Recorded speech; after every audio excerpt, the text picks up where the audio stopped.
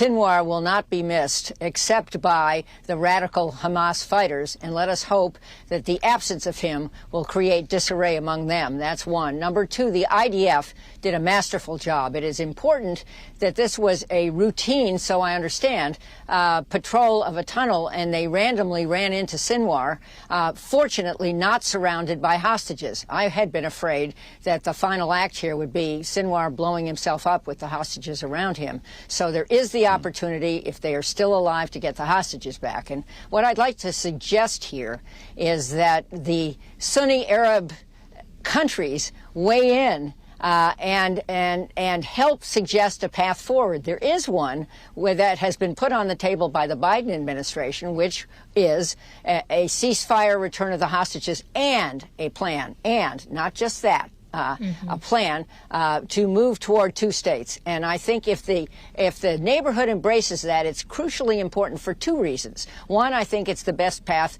to guarantee Israel's security. But number two, it will also hold Iran in check. And I'm still very worried about Iran funding proxies, and I worry that Hezbollah is still attacking Israel, as hard as that is to believe. And one more point, the U.S.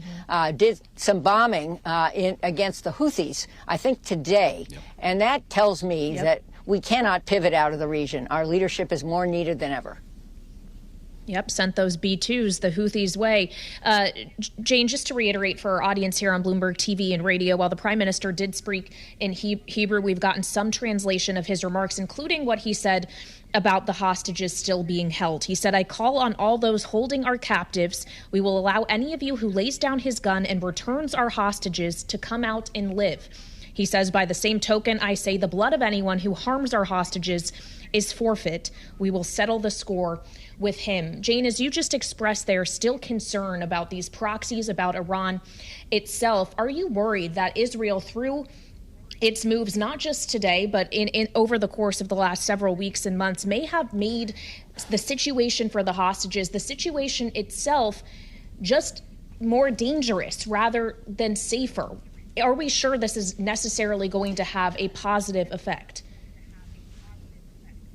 Well, first of all, it's the first time I'm hearing about what Netanyahu said about if you surrender and lay down your arms, we'll give you safe passage, or that's what I'm hearing. And that may be a path to get the hostages back. Let's understand there are still American hostages, too, in harm's way. And this has been a full year in dire conditions. So we desperately need that piece. And I applaud the Prime Minister for suggesting that. What about more radicalized populations? I think that's what you're asking me. Can this really be over?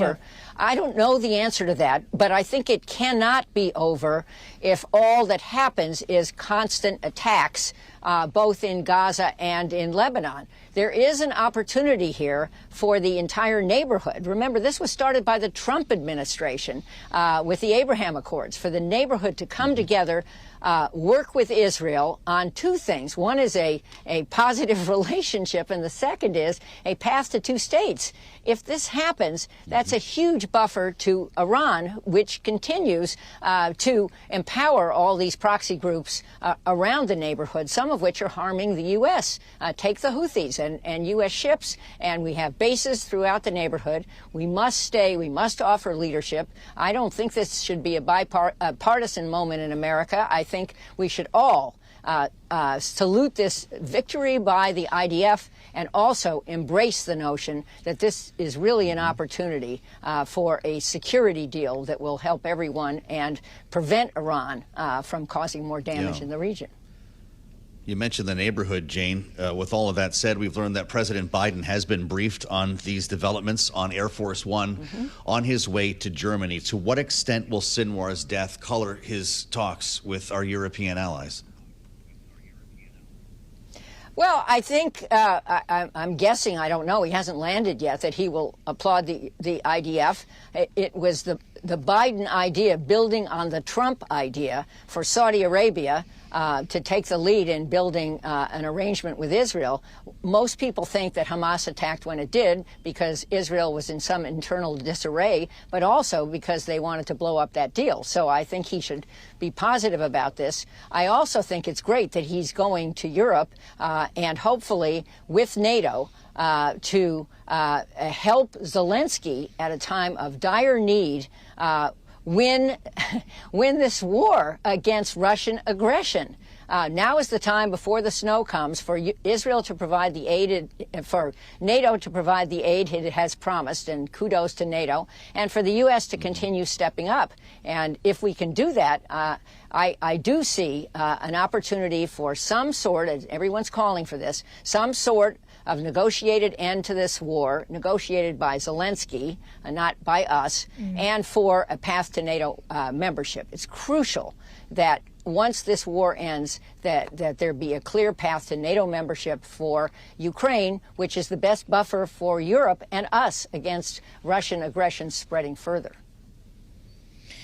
Well, Jane, I guess it becomes a question of timing as we consider President Biden here in his final months in office. Is it likely we are going to see a resolution to either of these conflicts, or at least material steps toward that resolution while he's still president of the United States?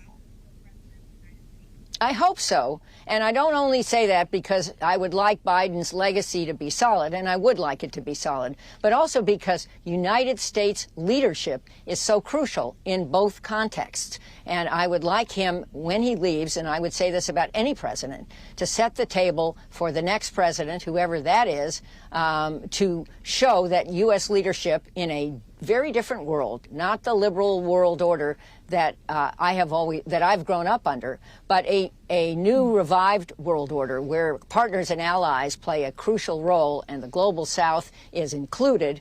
That world order, I think, needs a fair resolution of the Ukraine matter and a pushback against unprovoked Russian aggression, and a security deal for Israel where there are two states in the region with mutual agreements so that both sides live in peace, and Israel and the Sunni neighborhood together push against Iranian aggression. And just maybe, let's be a little hopeful here, Iran understands that it has to change its course and live peaceful in the region. The alternative is horrible, just simply horrible, and more death and destruction serves no good cause.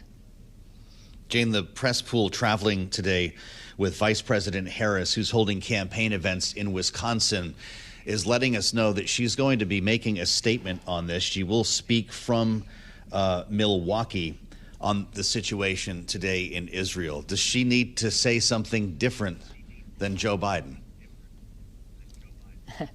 Well, I hope that she will commend IDF and Israel for an important victory. The Biden policy, which I've just talked about, is one that I fully embrace, and I think she does, which is this Saudi deal where the region buys into a security path for everyone. But I do think she has to applaud what has just happened, and I hope former President Trump does too. I don't think partisanship is necessary here. I think U.S. leadership is necessary here.